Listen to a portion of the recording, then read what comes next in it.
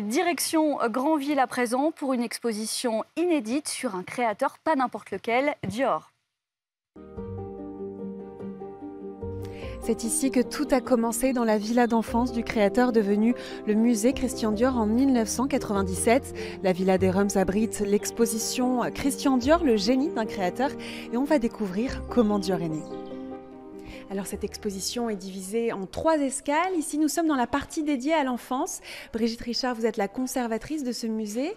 Alors c'est drôle parce que Christian Dior a vécu à Granville jusqu'à ses 6 ans. Pourtant, c'est une source d'inspiration très déterminante pour le créateur. Granville va être effectivement une source d'inspiration déterminante. Il dira qu'il doit tout à la situation et l'architecture de cette maison. Mais aussi son environnement maritime. D'abord, la mer est partout, est omniprésente à Granville. Et puis ce contexte d'une station balnéaire qui se développe avec ses élégantes qui se promènent sur la plage et qui vont être une source d'inspiration tout au long de sa vie. Christian Dior est à Paris depuis une trentaine d'années lorsqu'il crée sa première collection, la collection New Look. En quoi c'est un nouveau souffle dans le monde de la mode ? Alors 1947 est un nouveau souffle parce qu'il se démarque des créations de mode pendant la période de la guerre où les femmes faisaient ce qu'elles pouvaient pour s'habiller et les créateurs de mode avec elles.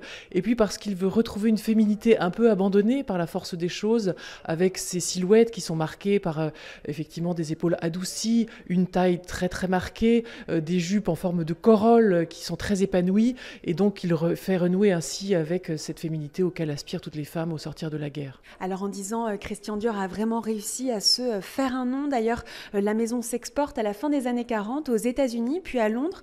Finalement, on peut dire que Christian Dior avait vraiment le sens des affaires dans le sang. On peut vraiment dire que Christian Dior avait le sens des affaires dans le sang et sans doute est-ce un héritage familial puisque son père a fait fortune dans la fabrication d'engrais en association avec son cousin Lucien qui fut ministre du Commerce et de l'Industrie.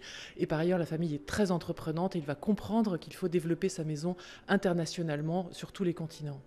Et alors en 1949, une boutique Dior apparaît à New York, puis ensuite au Venezuela.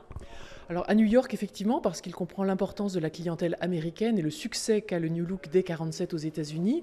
Et puis au Venezuela, parce que les fortunes liées au pétrole, bien sûr, vont lui permettre d'avoir la clientèle pour acheter ses créations. Et puis niché au premier étage du musée, il y a une reproduction de la boutique Colifichet qui se situait sous l'escalier de la boutique au 30 avenue Montaigne à Paris.